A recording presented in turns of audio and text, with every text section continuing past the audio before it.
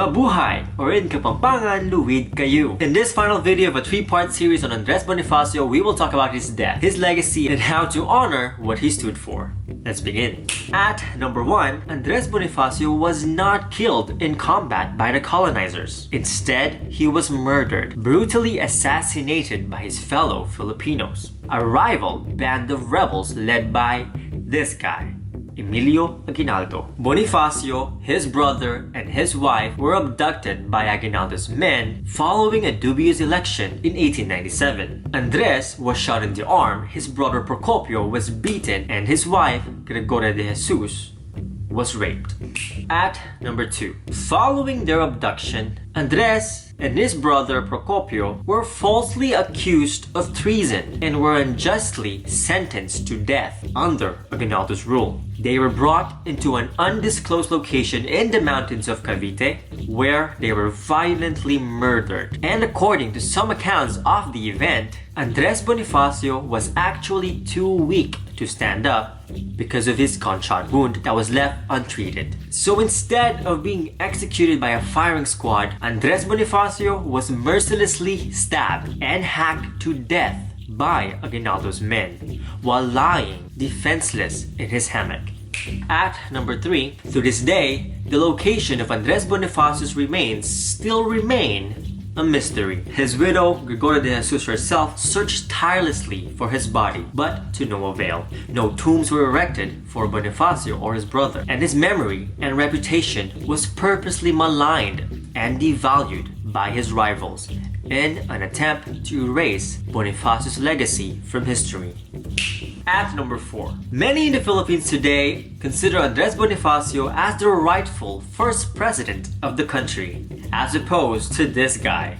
According to a prominent association of Filipino historians, there is an overwhelming evidence that points towards the legitimacy of Andres Bonifacio's presidency. And historian Xiao Chua also said that recognizing the strong, intelligent, and nationalistic Andres Bonifacio as the legitimate first president of the Philippines might just be the inspiration that the Philippines needs today.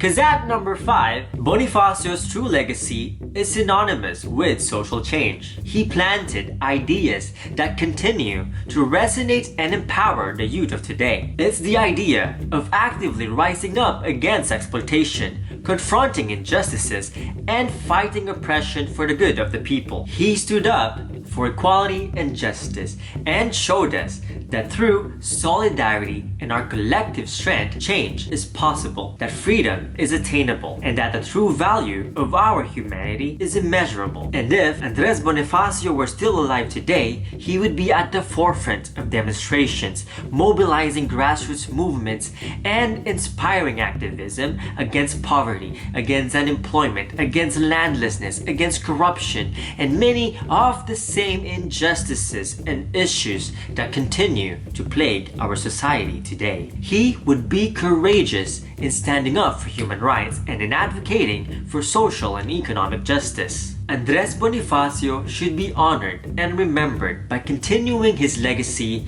of actively involving oneself in the collective struggle against inequality, against oppression, and against all kinds of injustices. He reminds us that the love for our country and for our people, it goes beyond words and patriotic symbolisms. It goes beyond our personal needs and aspirations. He taught us that genuine peace can only be achieved with justice and through sincere actions in the service of the people. To learn more about Andres Bonifacio, check out these videos right here, or you can also click on the links in the video description below. And that is it for me today. See you next time. Or in Kapampangan, Kikitiks. And in Tagalog, Kita Kits. Bye!